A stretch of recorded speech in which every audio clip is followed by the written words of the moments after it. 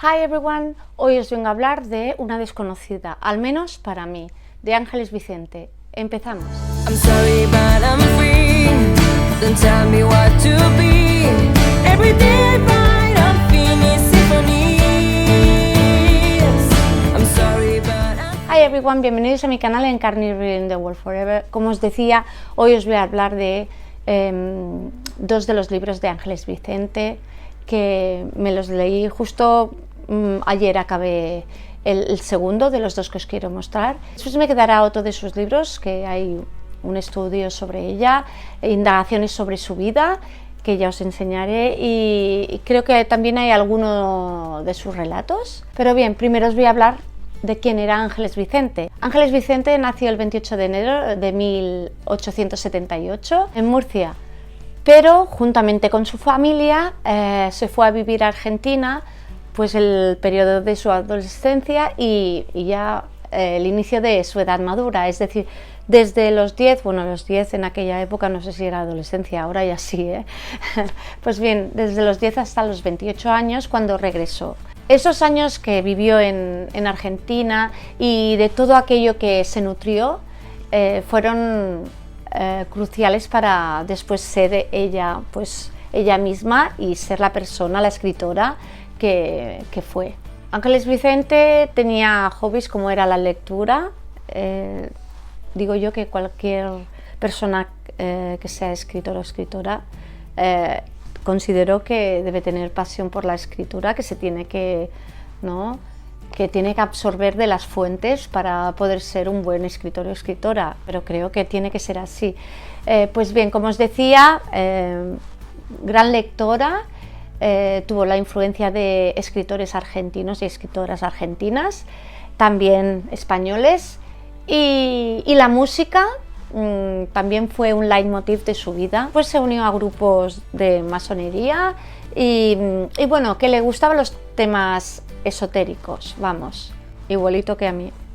De hecho, se dice que una vez regresó a España, ella formó una logia, era la presidenta de la logia, es que ahora no me sale la palabra, no es presidenta, pero bueno, pues la representante de la logia pues aquí en España, una logia exclusiva para mujeres. Se casó con Cándido Elormendi, de origen vasco, Elormendi, y en 1906 se traslada a Milán. Se dice que se trasladó con dos hijas, sus dos hijas adoptivas. Allí no lo he aclarado, creo que me tengo que leer el libro que os he comentado que tenía, porque se dice que bueno, que dejó en Milán a sus hijas y ella regresó a España, y cuando las quiso recuperar, porque estaban pues localizadas en un punto, y cuando las quiso recuperar pues ya habían desaparecido y no había manera de encontrarlas. Es un punto oscuro.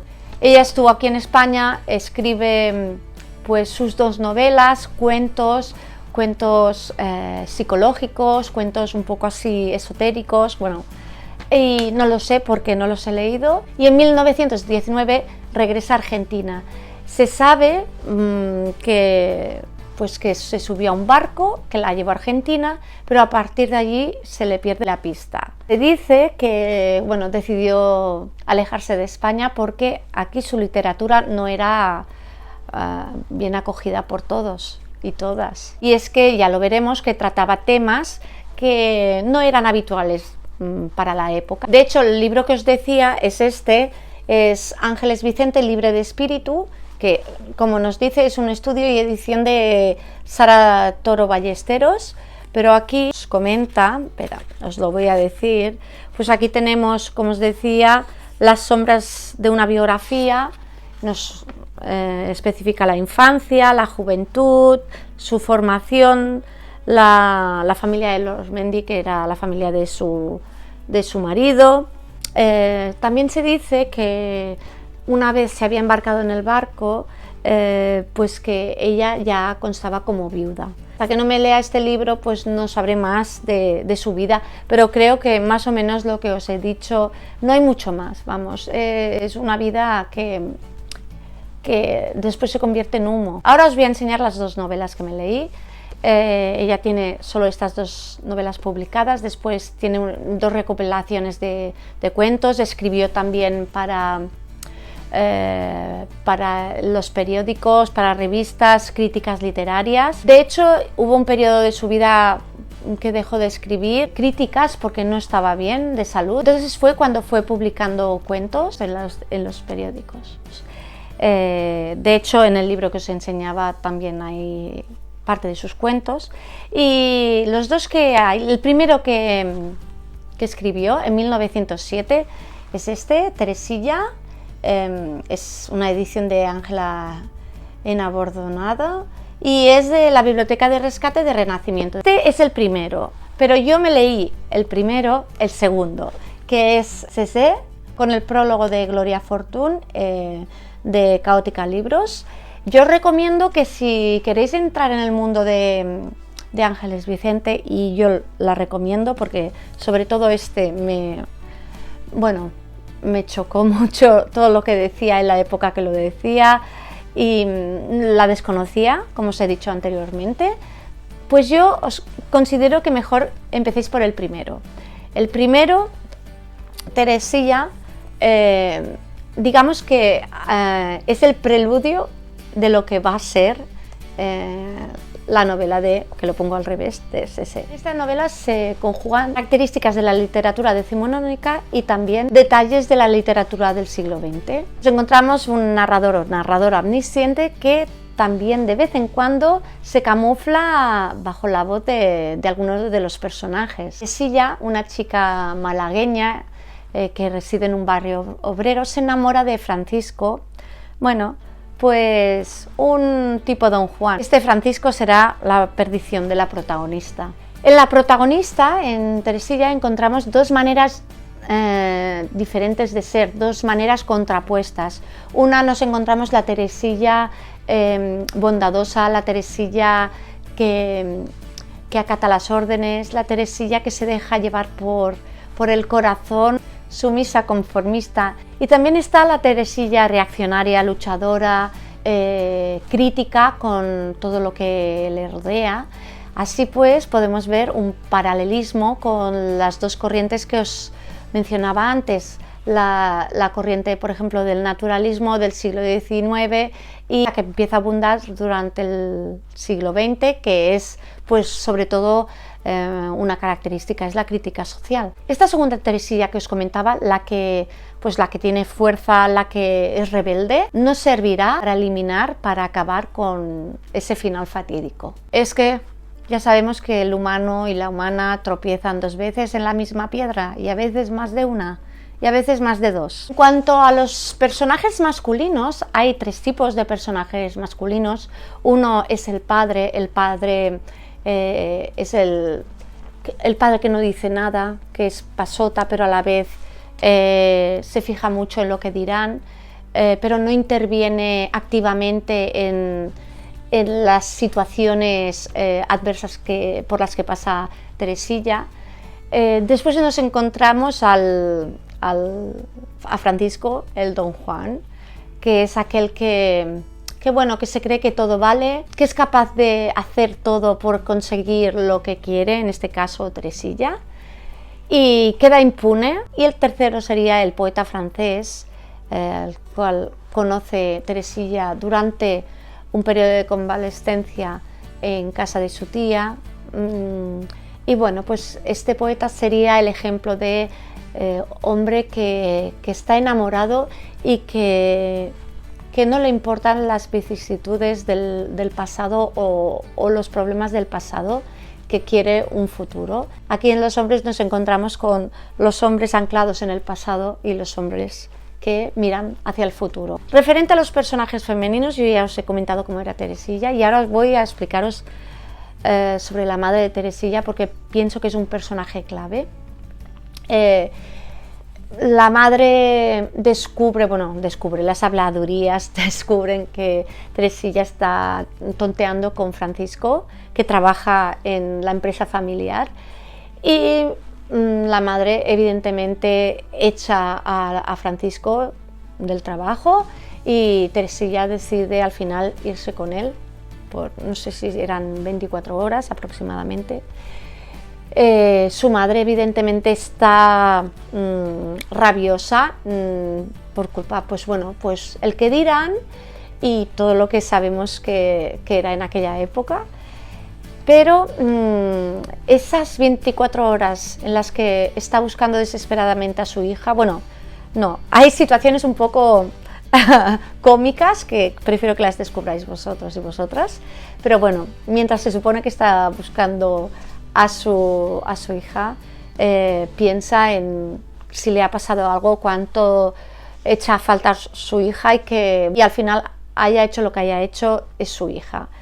De hecho, al día siguiente, cuando vuelve de buscarla, pues al final descubre que su hija ha vuelto, que está en la cama, hecha polvo, pero está en la cama, y a partir de entonces su relación cambia, es consciente que, pues eso, que es su hija y que no le importa nada lo que dirán, sino la salud de su hija y que su hija está allí. Yo creo que es un avance o es un puente entre lo que se supone que la mujer tenía que pensar, aunque fuera su hija, a un avance, como os decía, al mundo actual, al mundo más moderno. Es considerar que tu hija es tu hija y hay que apoyarla. Con esto, Ángeles quiere destacar, hasta ahora siempre se ponía la culpa en la víctima, y a partir de sus novelas las víctimas no son las culpables, sino que se cuestiona si no es culpa de la sociedad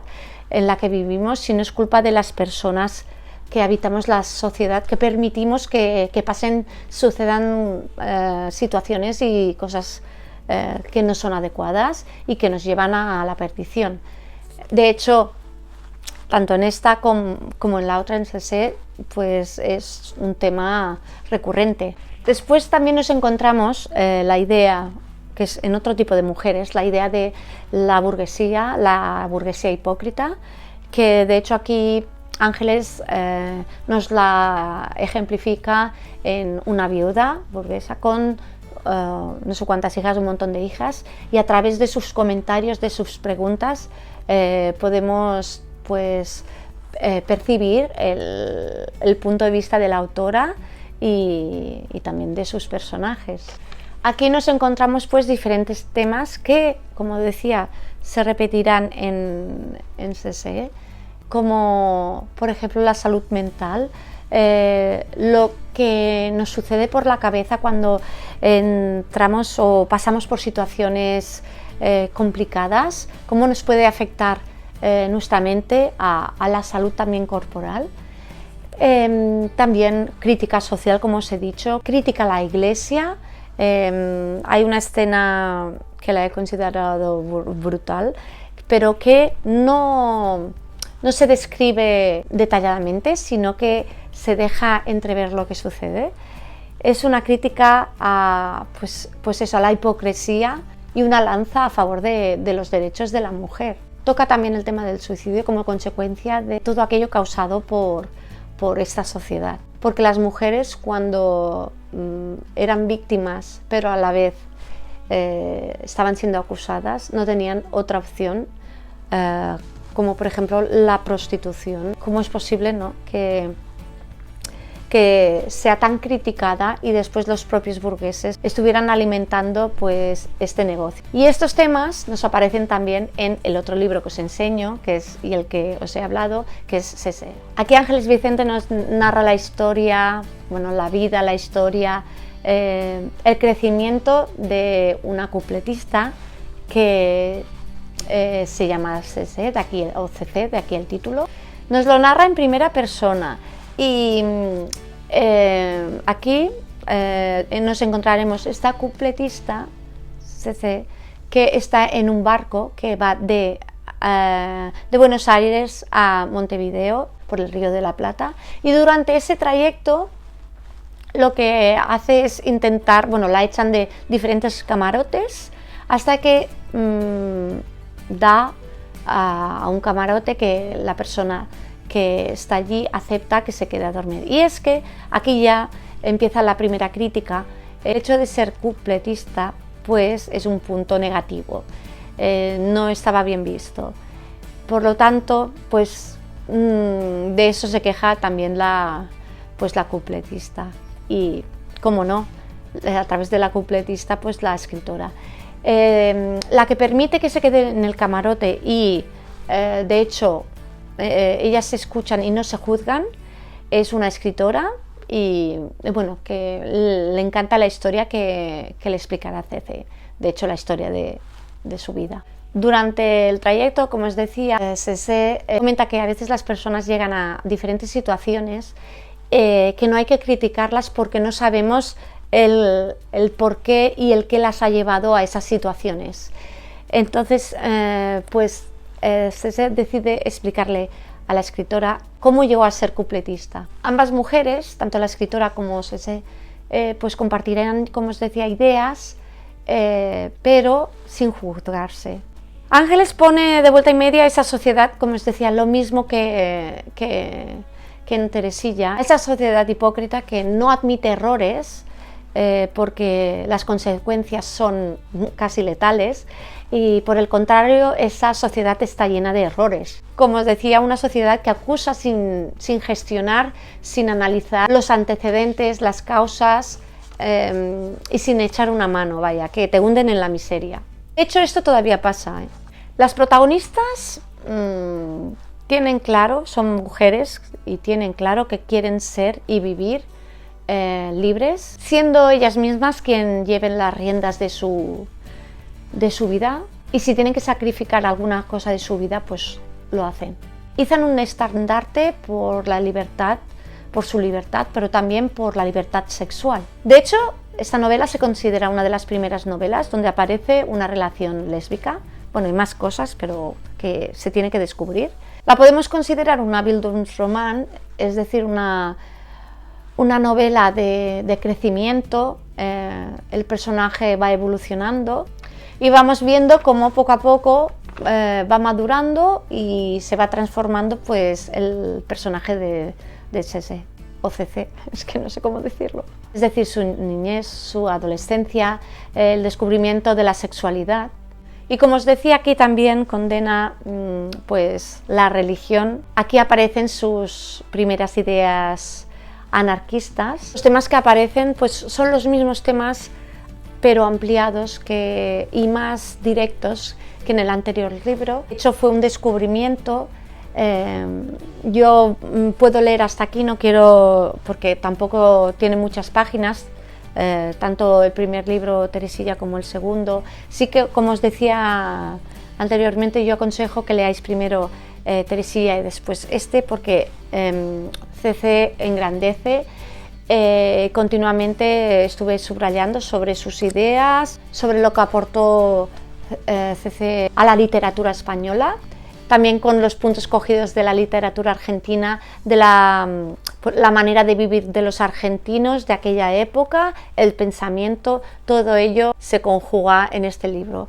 Y bueno, solo me queda decir que me ha encantado tanto uno como el otro, pero creo que este se nota que es el segundo y que es más potente, como os decía. Si tenéis oportunidad le podéis echarle un ojo, una leída, mejor dicho. Os comento que esta edición pues venía con una postal de la foto de la portada. Lo que pasa es que ahora no la tengo aquí y no he tenido tiempo de buscarla. Aquí el vídeo de hoy. Dejadme en comentarios si conocíais a la escritora, si os habéis leído alguno de estos libros, y si os los leéis, pues ya me diréis qué tal, qué os parecen. Así que nos vemos en otro vídeo. Espero que estéis bien. Bye bye, see ya. Con el prólogo. Crítica. I'm sorry, but I'm free. Don't tell me what to be.